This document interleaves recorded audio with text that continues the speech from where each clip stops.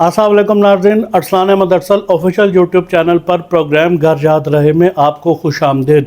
नाज़रीन, घर याद रहे का ये स्पेशल एपिसोड जो कि मोहम्मद इकबाल बाहू साहब के हवाले से पेश किया जा रहा है, उनकी याद में बातें की जाएंगी, उनके हवाले से बातें की जाएंगी। मोहम्मद इकबाल बाहू जो कि सूफियाना गायकी के हवाले से, सूफियाना कलाम पेश करने के हवाले से और ख़ास तौर पर कलाम बाहू से शोहरत हासिल करने वाले, अपना नाम बनाने वाले, जिन्होंने पूरी दुनिया के लोगों को अपनी आवाज़ में यह कलाम सुनाकर महसूस किया और उनसे दाद समेटी। बहुत अच्छे आदमी थे, धीमे मिजाज के आदमी थे, आजिज़ इंसान थे, बहुत मोहब्बत वाले आदमी थे। मुझे याद है उनसे मुलाकातें रही यहाँ लाहौर आके भी। जब हम हारूनाबाद से लाहौर शिफ्ट हुए तो इकबाल बाहू साहब के साथ बहुत सारी मुलाकातें हुई। जब हम हारूनाबाद में थे तब भी कभी लाहौर आना हुआ तो उनसे मुलाकातें हुई वालिद गिरामी के हमरा। तो वो एक पूरा सिलसिला है, मोहब्बतों की एक कहानी थी, दास्तान थी। घर याद रहे इसका मकसद ये है कि वही बड़े लोग और ऐसे लोग के जिन्होंने काम किया उनको याद किया जाना चाहिए। ऐसा नहीं होना चाहिए कि आप उनको भुला दें, बल्कि उनको किसी न किसी हवाले से याद किए रखना चाहिए। और घर याद रहे का मकसद यही है कि आप बड़े लोगों को याद रखें। तो आज उनकी बातों को और उनके काम को और उनके तज़किरों को छेड़ने के लिए हमने दावत दिया है मोहम्मद नदीम इकबाल बाहू, जो कि उनके बड़े साहबजादे हैं और पढ़ते भी हैं, सूफियाना कलाम पढ़ते हैं और कलाम बाहू भी पढ़ते हैं। वो भी हम उनसे सुनेंगे और उनकी बातें, यादें और उनके माहौल और वो सारा तज़किरा उनकी फ़नी ज़िंदगी के हवाले से, कैरियर के हवाले से और बहुत सारी बातें होंगी। तो आइए हम मोहम्मद नदीम इकबाल बाहू से गुफ्तगू का आगाज़ करते हैं और उनसे कलाम बाहू सुनते हैं। अस्सलाम वालेकुम नदीम। वालेकुम अस्सलाम। क्या हाल है, खैरियत से? अल्हम्दुलिल्लाह। आप सुनाएं। आपको घर याद रहे मोहम्मद इकबाल बाहू स्पेशल एपिसोड में खुश आमदीद।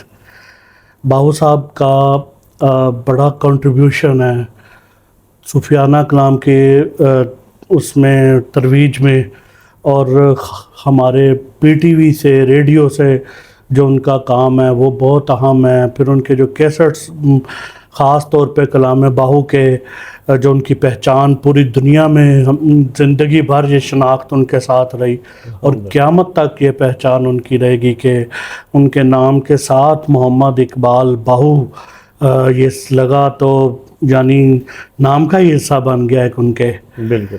तो हम शुरू उनके जस्ता जस्ता बातें करेंगे उनकी ज़िंदगी के मुख्तलिफ़ पहलुओं की। तो आप सबसे पहले ये बताएं कि आपको पहली दफ़ा ये कब एहसास हुआ कि आप बड़े बाप के बेटे हैं?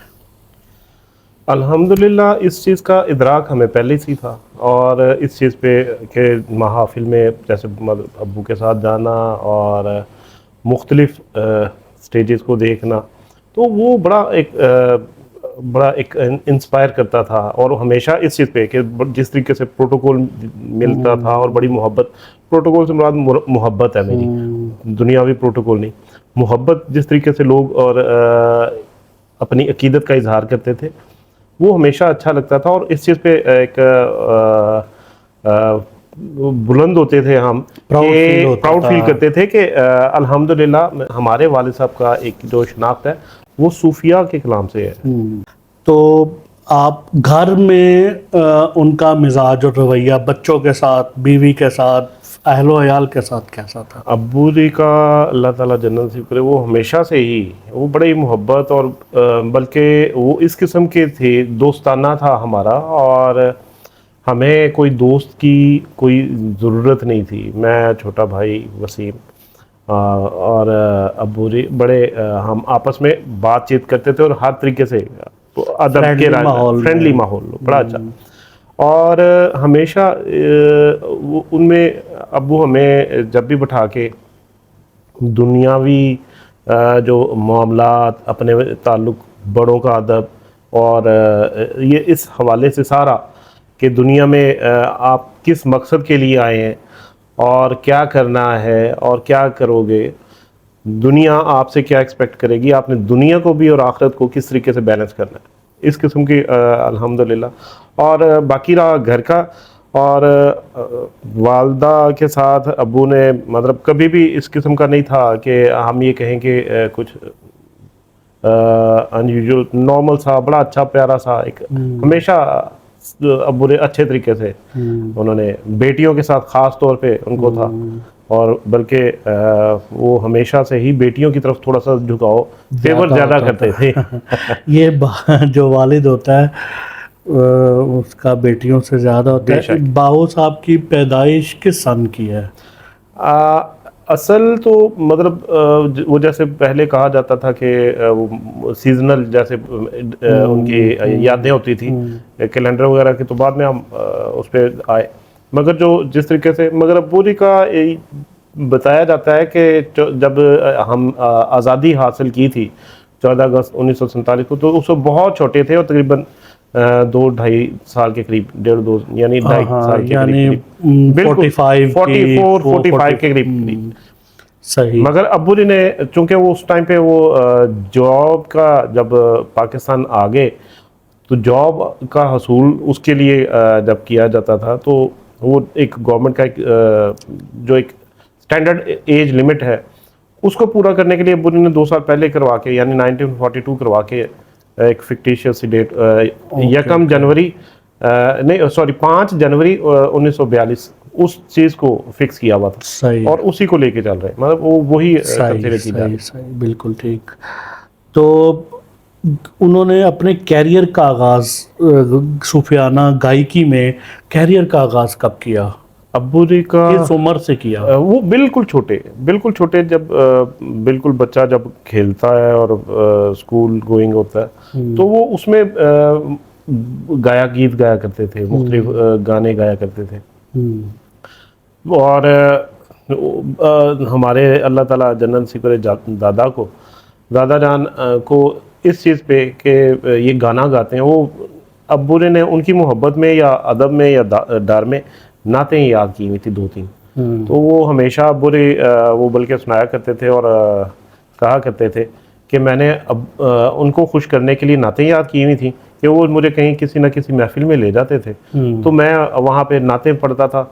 और बल्कि वो एक बड़ा एक मज़ेदार बुरे एक वाक़या सुनाया करते थे कि एक महफिल में गए थे, तो वो बाबा जो बुज़ुर्ग थे वो उन्होंने कहा कि नात वो सुनाते रहे, सुनते रहे, और पहली नात ख़त्म हुई, दूसरी ख़त्म हुई, तीसरी, अब बुरे का जो स्टॉक था वो ख़त्म हो गया। और जब ख़त्म हो गया तो बुरे ने चूँकि बिल्कुल छोटे थे, तो बच्चा जो सा वो एक जो जितनी याद थी वो सुना उस तरीके से कि बच्चा बेतकल्लुफ़ होता है, उसने अब्बू ने जाके कान में उनके कहा कि मुझे इतनी आती थी, इसके बाद मुझे गाने आते हैं। वो उसके बाद वो फिर गाने उन्होंने कहा कोई बात नहीं, अपने मुरीदैन को मुखातब किया और बताया कि देखें अगर आपने कहीं स्टेशन जाना हो या किसी मुकाम पे जाना हो तो आपको मुख्तलिफ रास्ते इख्तियार करने पड़ते हैं। कोई बंद रोड से चला जाएगा, कोई माल से चला जाएगा, कोई मुख्तलिफ। तो उन्होंने कहा कि जी आप पढ़ना शुरू करो, हम मतलब अपना खुद अखज़ कर लेंगे। तो इस तरीके से, और वो ये सारी याददाश्त इसलिए क्योंकि हम सुनते रहते थे, तो सारा हमें कि अल्हम्दुलिल्लाह वो बचपन से ही उन्होंने स्कूल में ही उन्होंने इस चीज़ को जारी रखा। रेडियो से पढ़ा फिर पीटीवी पे गए या डायरेक्ट पीटीवी पे गए? नहीं, पहले अब्बू ने बताया करते थे कि पहले स्टेज रेडियो इसको बड़ी ख़ास मुकाम हासिल था, और यहाँ से रेडियो से करके फिर मैं उस पे गया था टेलीविज़न पे, पीटीवी पे। जी पीटीवी। रेडियो के कोई ख़ास प्रोड्यूसर जिन्होंने उनको इंट्रोड्यूस करवाया हो, कोई आपके ज़हन में उन्होंने कभी आपसे जिक्र किया हो कि ये ख़ास आदमी थे जिन्होंने मुझे शुरू में, होता है ना कोई शख्स जो बिल्कुल आपको सामने लेके आता है आपकी आवाज़ को, ज़रा रेडियो पे तो आवाज़ ही थी। बिल्कुल ठीक, बिल्कुल ठीक।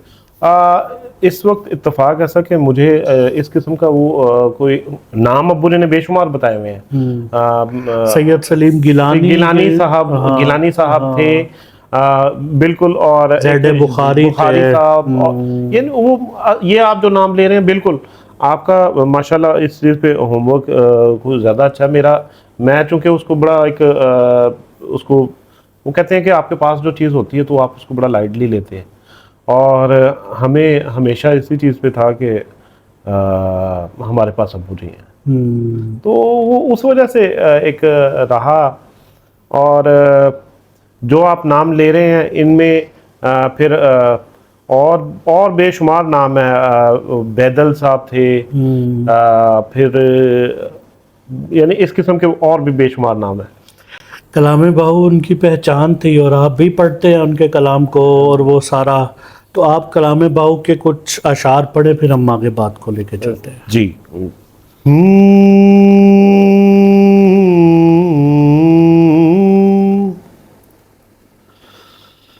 अलिफ अल्लाह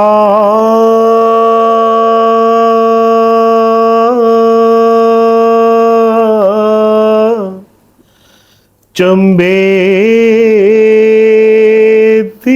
बूटी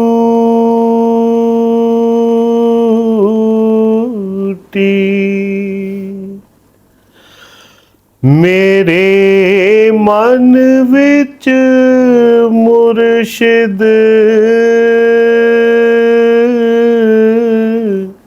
लाई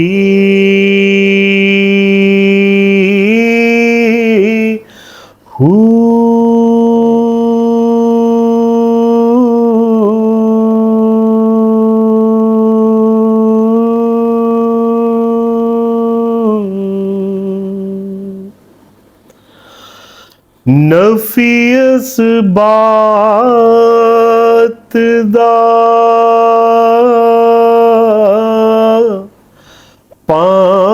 पानी मिले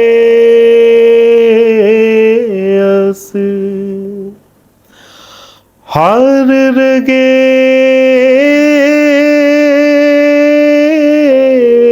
हर जाई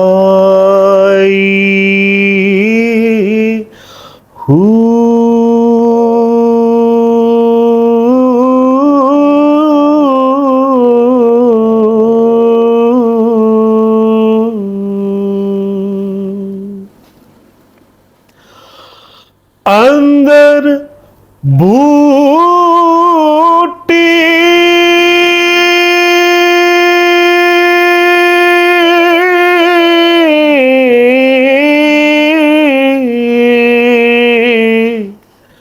मुश्क मचाया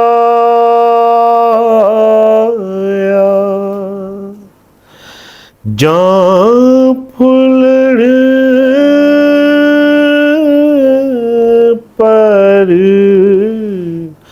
आई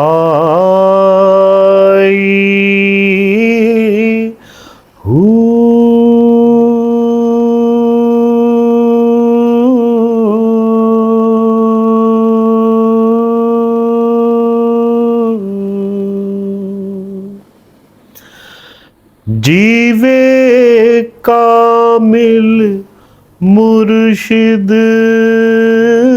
बाहू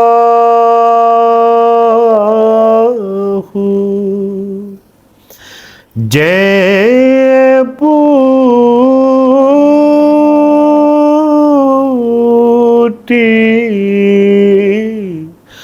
लाई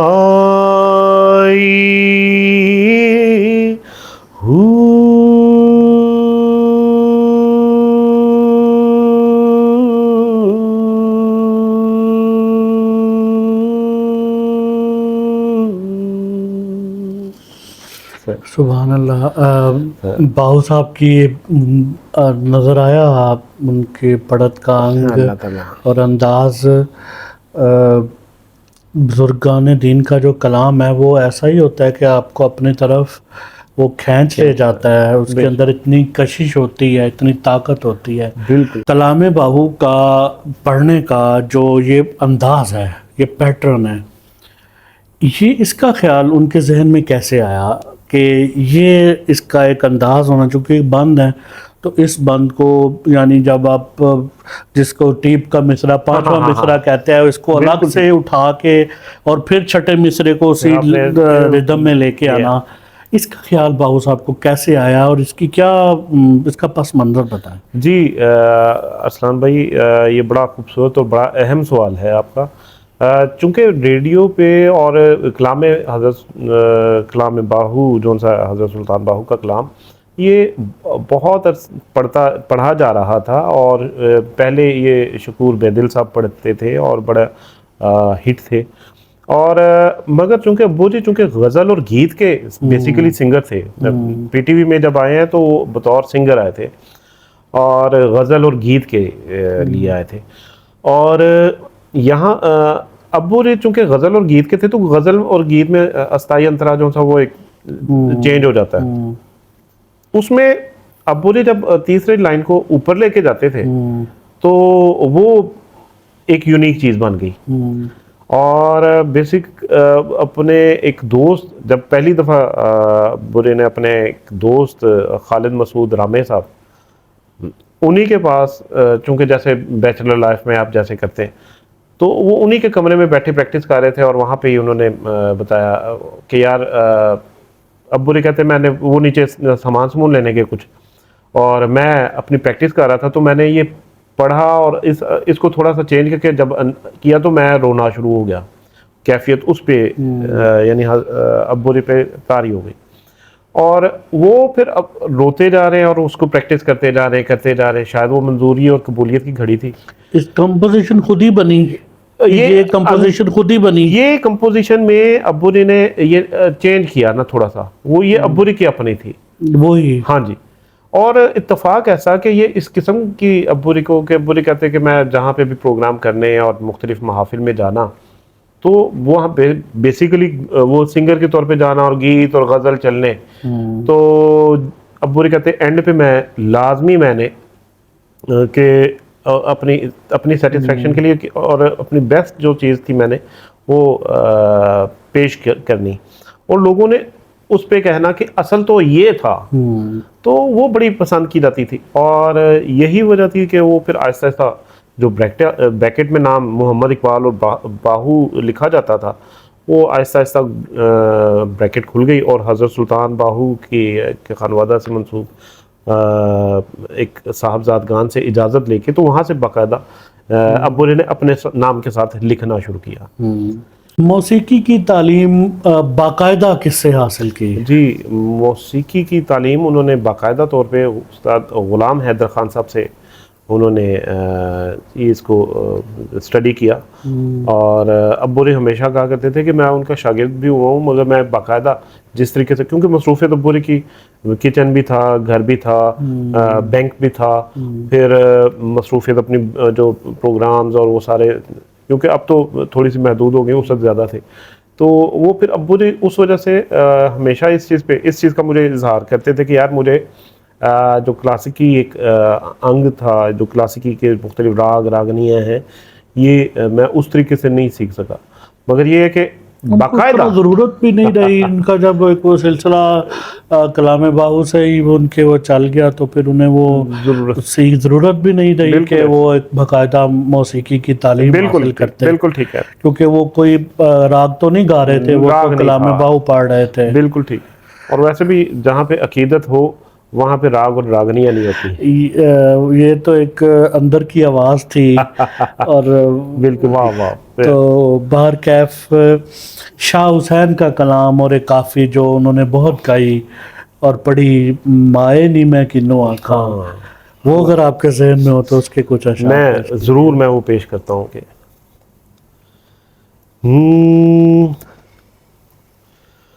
माए नी मैं किन्नो आँखा, माए नी मैं किन्नो आँखा, दर्द विछोड़े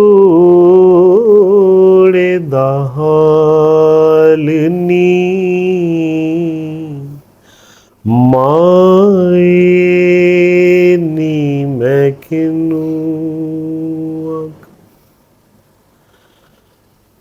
तू है मेरे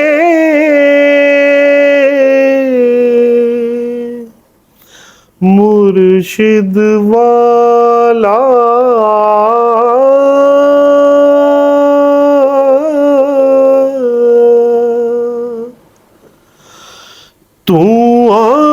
तू है मेरे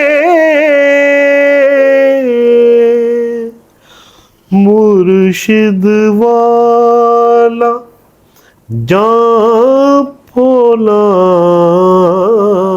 तालालनी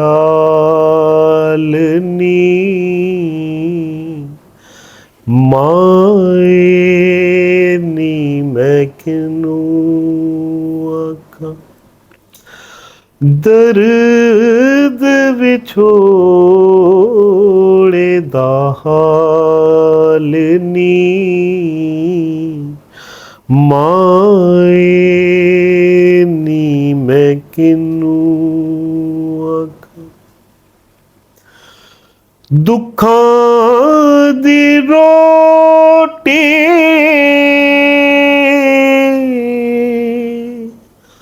सूलों दा सालण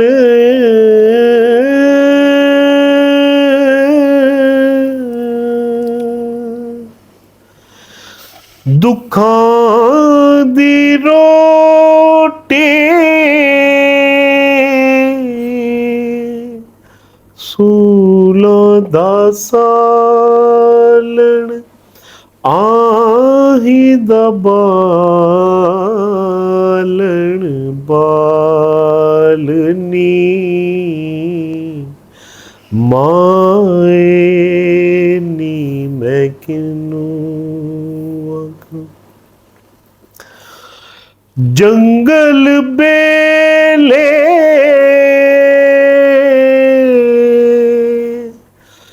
फिरां ढूंढे दी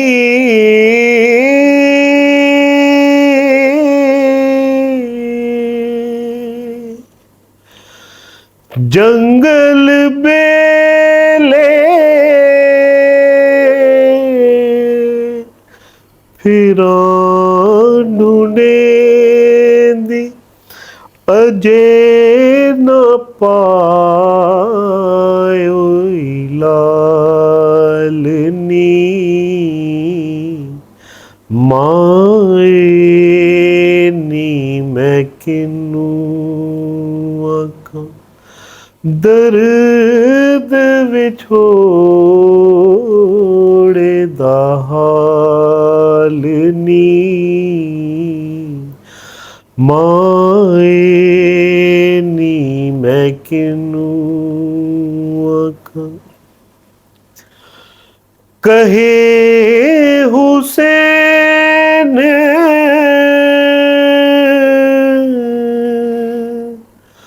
फकीर ने माना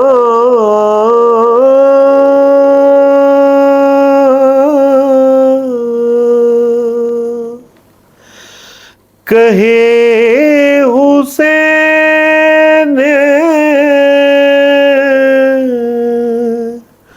फकीर ने माना शौ मिले तो थी वानी हालनी माए नी मैं किनू आखा माए नी मैं किनू आखा दर्द विछोड़े दा हाल नी माए नी मैं किनू आखा। पीटीवी के किन लोगों से, राइटर से, शोरा से उनका ताल्लुक था ज़्यादा? जी, उनमें सबसे पहले तो बुरी ने अहमद नदीम कासमी साहब का मैं जिक्र करूंगा कि जिन्होंने उन्हें रेफ़र किया था। अच्छा। कि आप वहाँ पे जैसे भेजा कासमी साहब ने भेजा अहमद था। नदीम कासमी साहब ने, और शहजाद नदीम अहमद शहजाद साहब ने, सही। वो अल्लाह जन्नत नसीब करे, वो भी। तो वो अब बुरी कहते हैं कि मैं गया हूँ और मतलब उन्होंने मतलब जैसे एलिगेशन लगा के तो वापस भेज दिया कि आप सांस आपका छोटा है। अच्छा। अच्छा, वो बाद में फिर गए और उन्होंने लिखा कि इनको वो फनकार चाहिए जो सांस नहीं लेते। अब्बूरी का एक इंटरव्यू उसमें ऑन रिकॉर्ड है। मगर फिर पीटीवी से ही अब्बूरी का बड़ा खूबसूरत अंदाज, यानी वो मतलब वो वहाँ पे ऑडिशन जो उनका क्लियर हुआ और उसी चीज़ को लेके चले और फिर आगे ड्रामा वारिस वो उस अमजद इस्लाम अमजद साहब का अल्लाह ताला उनके भी दर्जात बुलंद फरमाए, वो उनकी उसमें सलीम का किरदार अदा किया, जो कि खास तौर पे बतौर अदाकार। अच्छा। बेसिकली वो इसमें एक कास्ट एक जो थी उसमें एक सेगमेंट बनाया गया था कि जिसमें जो एक जैसे रवायती एक जो फनकार हैं वो कैसे अपनी ज़िंदगी का वो उसको लेके चलते हैं, वो दिन रात होना और वो सारा तो वो उसमें उन्होंने बेसिकली हीर गाई थी। दिलचस्प चीज़ ये है कि उसमें हीर गाई गई थी और उसके बाद अब्बूरी का EMI से कैसेट वो रिकॉर्ड हुआ था और उसमें एक साइड पे हीर थी, दूसरी साइड पे कलाम बाहू था और लकीली कलाम बाहू वो शनाख्त का हिस्सा बन गया और उसी उस पर ईमान है। तो ये कि PTV पे मुख्तलिफ जो 69 से गालिबन अब्बूरी का शुरू हुआ और 2012 तक रहा सफ़र, तकरीबन 50-60 के करीब 50-55 साल बन जाते हैं।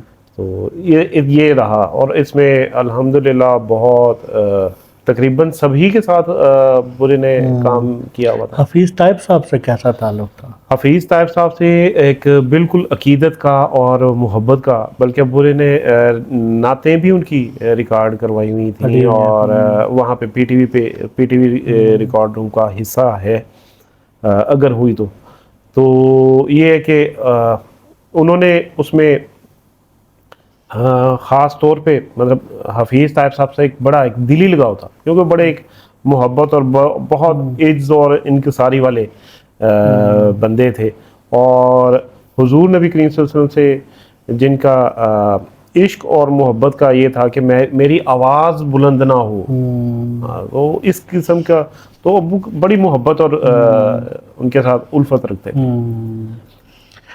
मुझे याद है अब्बू के साथ हमारे 2001 की महफिल में इकबाल बाहू साहब जब हम लाहौर आए तो वो आए हमारे घर, उनके बड़े चक्कर लगे। तो मैं यानी मेरी उम्र बहुत कम थी, आज से 20-22 साल पुरानी बात मैं कर रहा हूँ। जब हम हारूनाबाद में भी होते थे, जब लाहौर आते थे तब भी उनसे मुलाकात रही। मैं अब्बू के साथ मैं दायरा छोटा था, जाहिर बात है। तो मैंने एक बाहू साहब को भी इज्जत वाला आदमी पाया, इनकिसार वाला इंसान पाया, बड़ा मिलनसार, खुश अखलाक, खुश एतवार, खुश गुफ्तार आदमी पाया उन्हें। तो वो मतलब जितना उनका कद था वो खुद उससे सबके सामने वैसे शौक उस तरह नहीं करते थे, आजी वाले आदमी थे। तो इसलिए उनकी आवाज़ में इतनी तासीर थी कि और ये कलाम उनकी शख्सियत से जच गया। इंडिया में, हिंदुस्तान में बाहू साहब का किससे ताल्लुक़ था ज़्यादा? क्योंकि मुझे पता है वो वहाँ बहुत गए हुए हैं जी। तो वहाँ पे जो गायक हैं जिनका गायकी से ताल्लुक़ है रहा उम्र भर, उनमें बाहू साहब का किससे ज़्यादा ताल्लुक़ था? उसमें जो अब्बू ने बताया करते थे कि गुरदास मान, हंस और बल्कि एक दफ़ा एक मुझे याद है इत्तेफाक से मैं भी उस डेलीगेशन में साथ गया था लुधियाना। तो लुधियाना में वो फर्स्ट टाइम ये अमन की आशा के नाम से एक बना था प्रोग्राम और उसके बीच में गए थे। तो उसमें गुरदास मान साहब आए थे और उनको ये पता था कि वो आए हुए हैं मगर वो नज़र नहीं थे आए। तो उन्होंने कहा कि जी हमारे पंजाब से आए।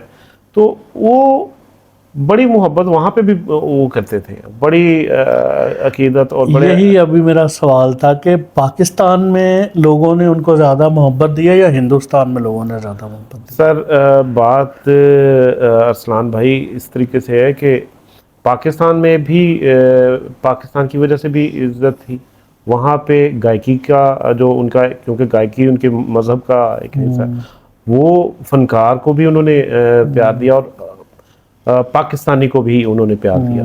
तो मैं समझता हूँ दोनों हवालों से पाकिस्तान उन्होंने से भी, बड़ी मोहब्बत दी, ताल्लुक की वजह जी, से। दोनों हवालों से उन्होंने बड़ी मोहब्बत दी।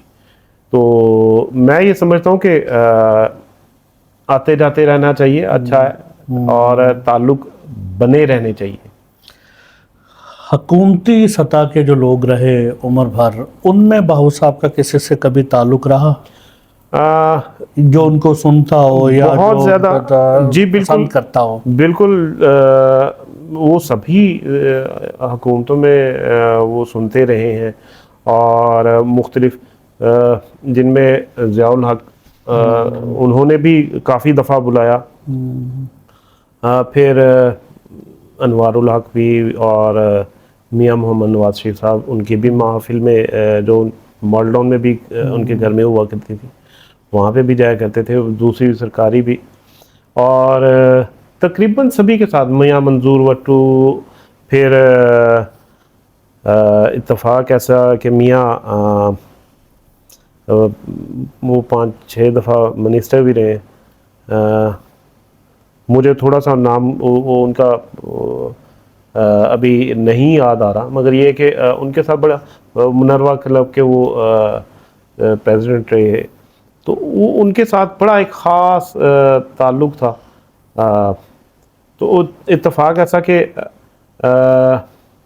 बहुत सियासी, तकरीबन तमाम सियासी लोगों के साथ, जहांगीर बदर साहब हो गए, और एतजाज़ एहसन साहब, इनके साथ बड़ा एक ताल्लुक़ था, और बड़ी एक मोहब्बत हमेशा मिली।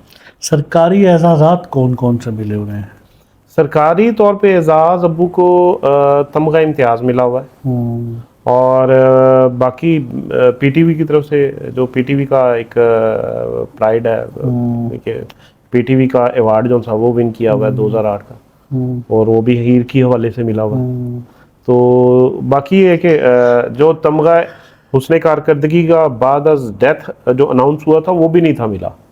अच्छा, वो नहीं मिला था, तो तमगा इम्तियाज़ मिला था, जो प्राइड ऑफ परफॉर्मेंस है वो नहीं मिला था। अनाउंस हुआ था? अनाउंस हुआ था। ये किसके दौरे हुकूमत में हुआ था? ये सेनेटर परवेज़ रशीद साहब, उन्होंने उन्हें अनाउंस किया था यहाँ पे पिलाक में, डॉक्टर सोरा सदफ की मौजूदगी में, वो चूँकि वहाँ पे डायरेक्टर थी, तो उन्होंने वहाँ पे उस जो प्रोग्राम में अनाउंस किया था कि हम देंगे, मगर मिला नहीं। उनकी ख़ास बात कोई ऐसी जो अभी तक कभी किसी के सामने ना आई हो, उनकी शख्सियत की, उनकी कोई ऐसा वस्फ उनकी ज़ात में, या कोई ऐसी बात जो रेडियो टेलीविज़न के ज़रिए हो, कोई ऐसी बात अब्बूरी को हमेशा, मतलब अब्बूरी बड़े एक वो छोटे दिल के इस हवाले से कि कोई परेशान है, और अब्बूरी उसकी मदद नहीं कर पाए, या कोई उसकी ज़रूरत अब्बू के बसात से ज़्यादा हुई, तो अब्बूरी लिटरली घर आके रोए हैं, और फिर अपनी बसात के मुताबिक जो कुछ हो सकता था वो किया।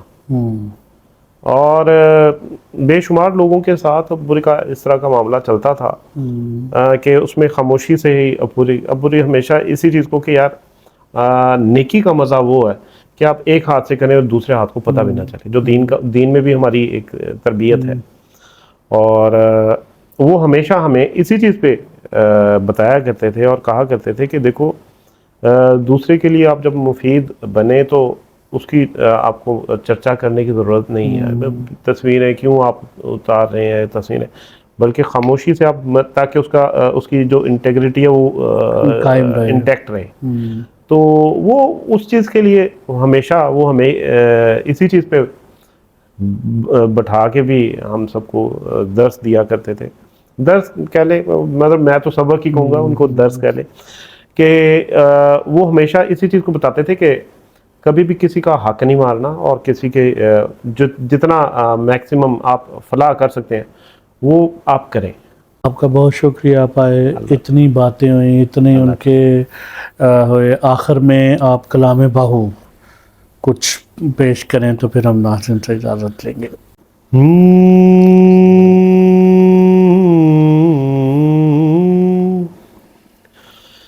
जे कर दी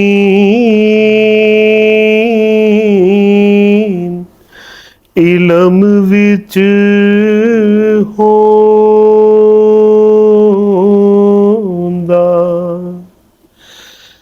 जेकर दीन इलम विच होंदा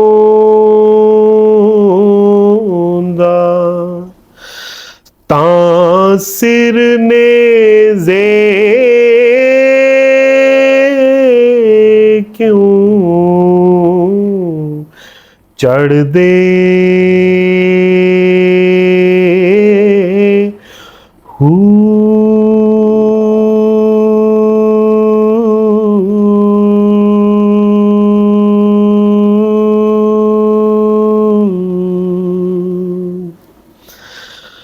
अठारह हजार जो आलिम आहा ओ अगे हुसैन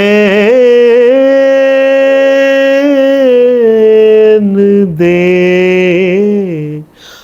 मरदे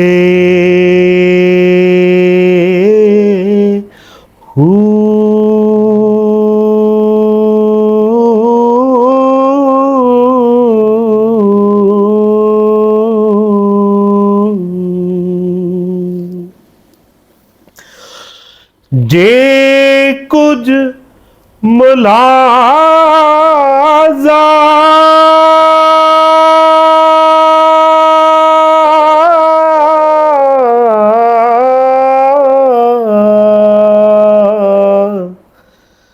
सरवरदा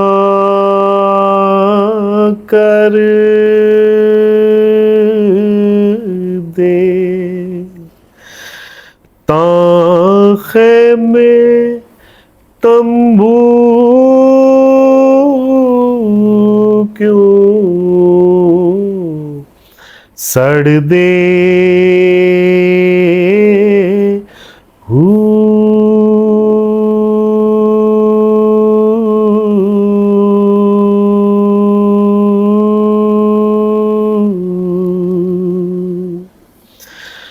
जेकर मन दे बैत रसूली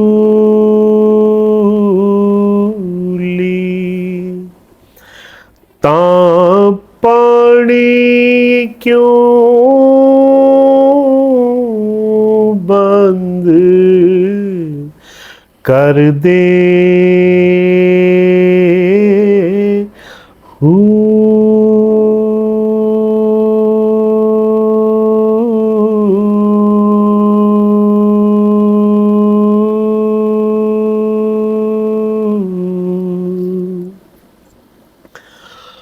पर सादिक दीन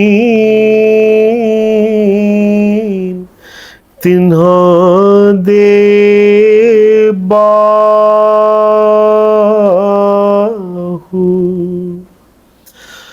जो सिर कुर्बानी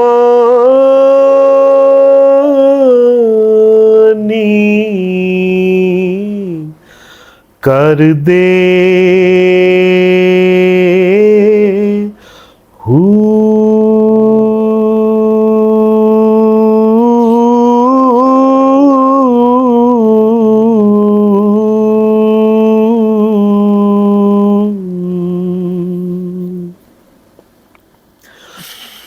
चढ़ चन्ना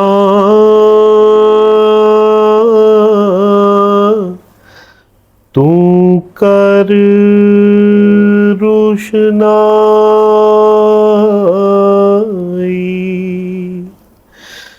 तेरा जिक्र करेंदे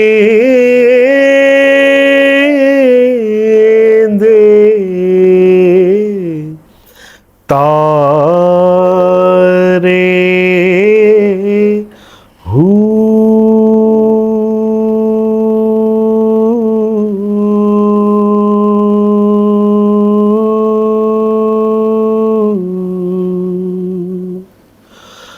गलियां दे विच फिरन निमाने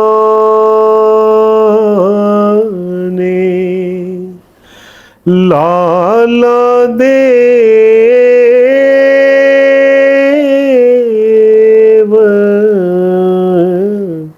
जा रे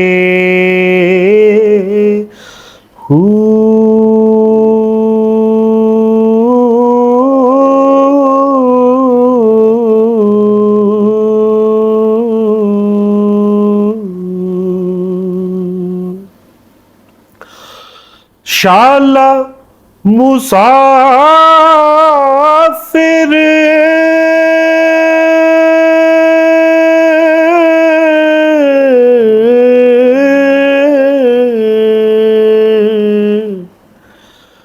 कोई ना थी वे कख जिना थी पारे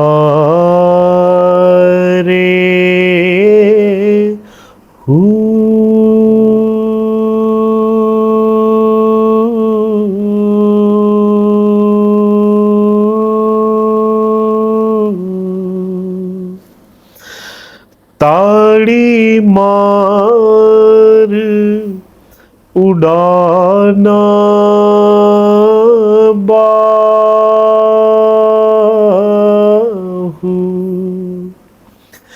असी आपे उड़न हारे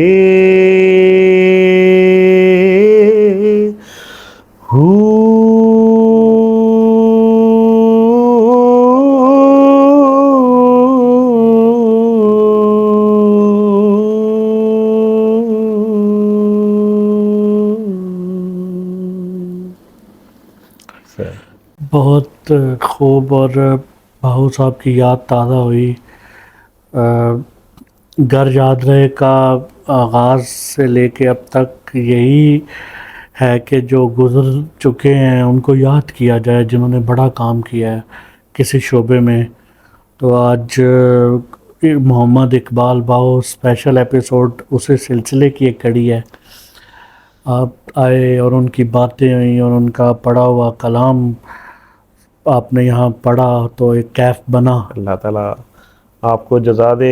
घर याद रहे इसको मतलब उन्वान से ही नाम जाहिर है कि जो याद रहे, और हमेशा नाम उन्हीं के रहते हैं जिन्होंने दिलों में घर किया हो और अच्छे काम किए हों। और अल्लाह ताला आपको भी, मैं आपका मशकूर हूँ कि आपकी वसातत से, घर याद रहे की वसातत से आपके तमाम जो व्यूअर्स हैं उन सब से एक दफ़ा मेरी मुलाकात करवाने के लिए मैं आपका बहुत मशकूर हूँ। और आपने मेरे वालिद साहब के लिए जो याद किया वो अल्लाह ताला आपको जज़ा दे। जी नाज़रीन, अच्छे लोगों को, बड़े लोगों को याद करना चाहिए। आप उनको याद करते हैं तो फिर कल को कोई आपको याद करने वाला होता है, आपके काम को देखने वाला होता है। आप बड़ों को याद रखते हैं तो आप फिर ही बड़े होते हैं। तो ये नदीम इकबाल भाऊ साहब हैं जो सूफियाना कलाम का ज़ौक़ रखने वाले हैं, सुनने वाले हैं। वो इन्हें ज़रूर अपनी महाफ़िल में बुलाएं, अपने प्रोग्राम्स में बुलाएं इनको, क्योंकि ऐसे लोग, अच्छे लोग, अच्छा पढ़ने वाले लोग, उन्हीं की तो तलाश है। और ये आपका व्यूअर से मेरा ख्याल पहला ऐसा तारुफ है जो बिल्कुल हो रहा है। तो इसके साथ ही आप मुझे इजाज़त दीजिए। अगले प्रोग्राम में एक नए मेहमान के साथ आपसे मुलाकात होगी। अल्लाह हाफ़िज़। अल्लाह हाफ़िज़।